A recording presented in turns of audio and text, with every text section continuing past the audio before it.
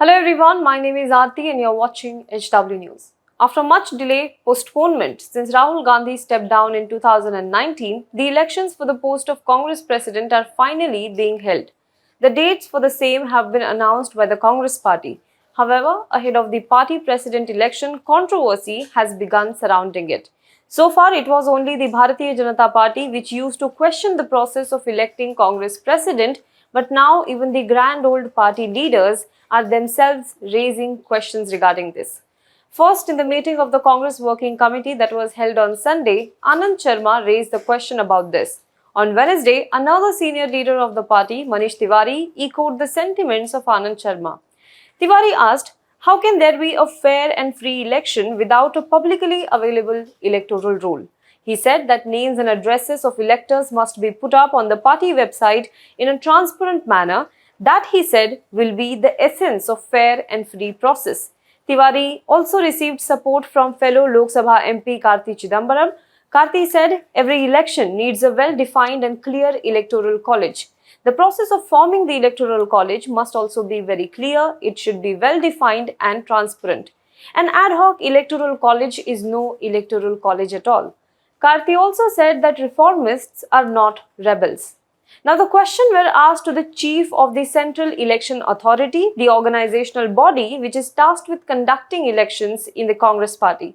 Replying to Manish Tiwari's question, however, Madhusudan Mistry, who is the chairman of this Central Election Authority, claimed in an interview to the Indian Express that any member who wants the list of voters can take it from the State Congress Committee office. Whoever files nomination for the post of president, that list will also be made available to him. He also stressed that since it is internal election, the list is confidential and cannot be published on a public domain. Now that is what Madhusudan Mistry said. In light of the ruckus around Congress's president election, it becomes very important to understand how exactly the election in the Congress party is held for the post of president, what is the process and how votes are counted. Let us understand this in today's video, but before that, if you're watching this video on YouTube, please make sure you subscribe to our channel, you like this video and you comment below it. And if you're watching this video on Facebook, then please do like our page and share this video to as many people as possible. Well, the answer to how election for the post of Congress president is conducted is explained in the constitution of the grand old party itself. Let us understand it step by step. First, let us talk about the Congress organization. The organization of the Congress party is made up of different committees. It includes All India Congress Committee, popularly known as AICC. Then there is Congress Working Committee, that is CWC, Pradesh Congress Committees, that is PCCs, District and Block Congress Committees. Now, the All India Congress Committee has about 1,500 members who elect 24 members of the Congress Working Committee. There are total 30 Pradesh Congress Committees across India, and there are committees in 5 union territories which have more than 9,000 members altogether. Next question is, who holds election for the post of president?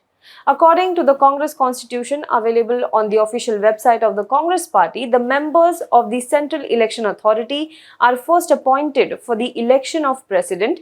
The Congress Working Committee constitutes this authority, which consists of 3 to 5 members.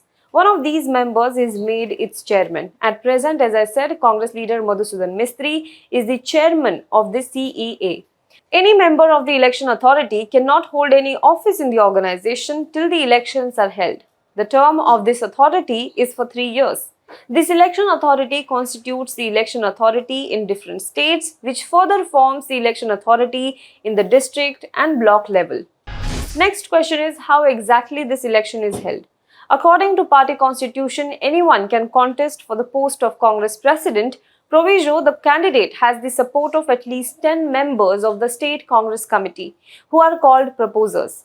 According to the Congress Constitution, a returning officer is first appointed for the election of the president.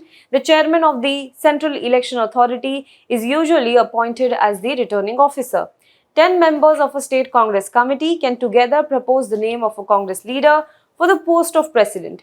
All such names are then placed before the returning officer on the due date. Any one of them can also withdraw his or her name within 7 days. If, after the withdrawal of nomination, there is only one candidate for the post of president, then he is declared as winner and announced as the president.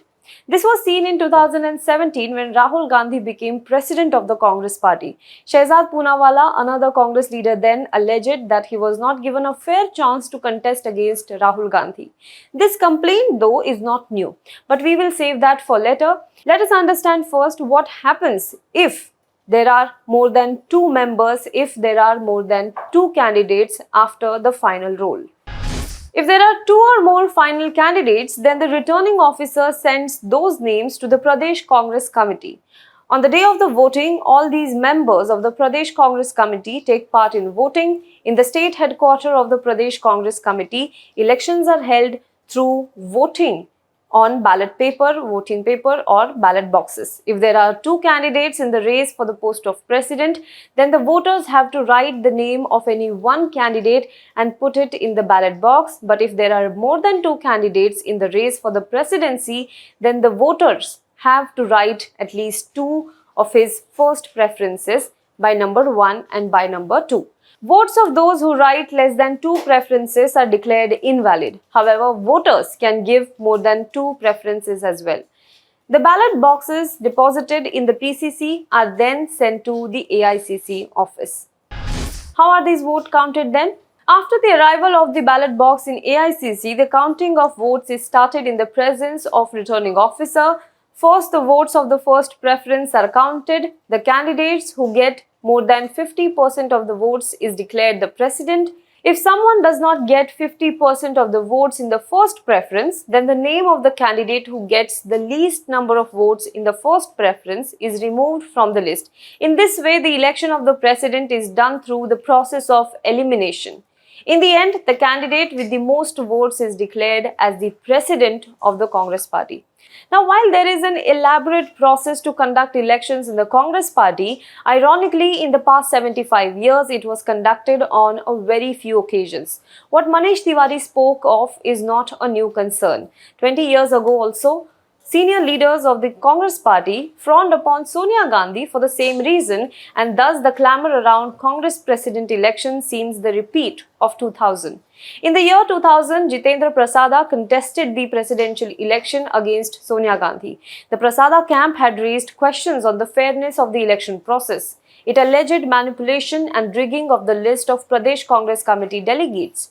Prasada was found even locked during the campaign in Bhopal Congress office. Black flags were shown to him at many places. The PCC delegates were allegedly directed over the phone who they have to vote for. His supporters had alleged that there were bogus names in the electoral rolls. The Prasada camp had also claimed that he had not been given the addresses of delegates, which hampered his effort to reach out and marshal support in his favor. In fact, even before he threw his hat in the ring, Prasada had written to the party's Central Election Authority, raising questions on the failure to publish the Congress delegates list. The same charge has now returned to haunt the Congress party after 20 years. The issue is likely to intensify as the election approaches, since senior leaders like Mallikarjun Kharge have openly said that they will force Rahul Gandhi to become president of the Congress party once again, although Rahul Gandhi himself remains reluctant to take up the job.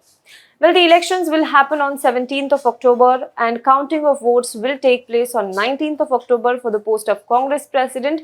So do let us know what you think about this in the comment box below. For more news and updates, you can log on to www.hwnews.in.